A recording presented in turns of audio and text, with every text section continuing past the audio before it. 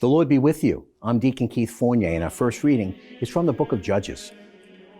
The Spirit of Yahweh was on Jephthah, who crossed Gilead and Manasseh, crossed by way of Mizpah and Gilead, and from Mizpah and Gilead crossed into the Ammonite territory. And Jephthah made a vow to Yahweh. If you deliver the Ammonites into my grasp, the first thing to come out of the doors of my house to meet me when I return in triumph from fighting the Ammonites shall belong to Yahweh, and I shall sacrifice it as a burnt offering.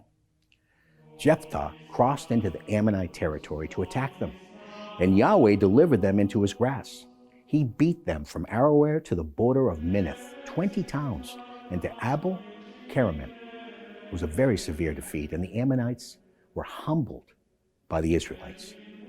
As Jephthah returned to his house at Mizpah, his daughter came out to meet him, dancing to the sound of tambourines. She was his only child. Apart from her, he had neither son nor daughter. When he saw her, he tore his clothes and exclaimed, "Oh, my daughter, what misery you brought upon me. You have joined those who bring misery into my life.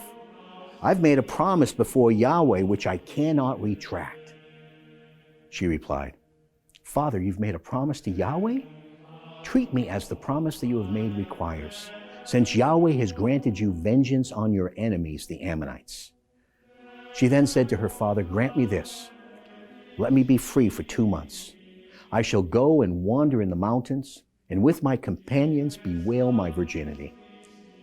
He replied, "Go, and let her go away for 2 months." So she went away with her companions and bewailed her virginity in the mountains.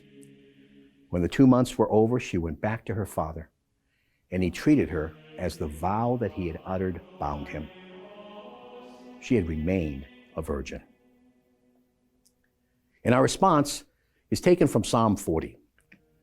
How much you have done, Yahweh, my God, your wonders, your plans for us. You have no equal. I will proclaim and speak of them. They are beyond number. Then I said, "Here I am coming. In the scroll of the book it is written of me, my delight is to do your will. Your law, my God, is deep in my heart.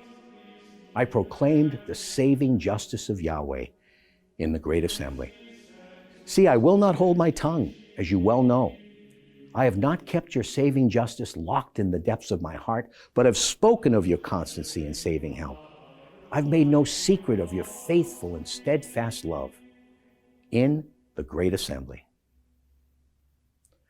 A reading from the Holy Gospel according to St. Matthew. Jesus began to speak to them in parables once again. The kingdom of heaven may be compared to a king who gave a feast for his son's wedding. He sent his servants to call those who had been invited, but they would not come.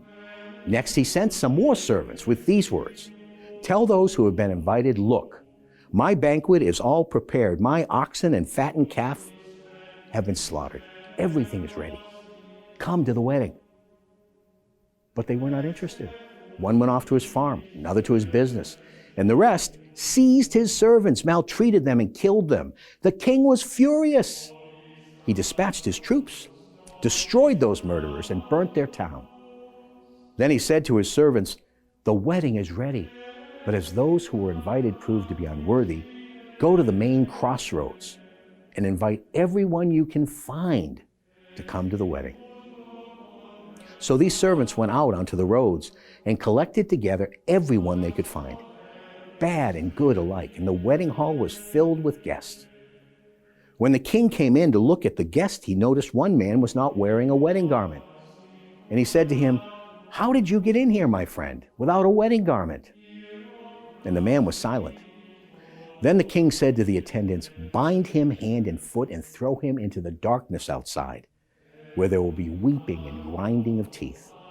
For many are invited, but not all are chosen." The Gospel of the Lord.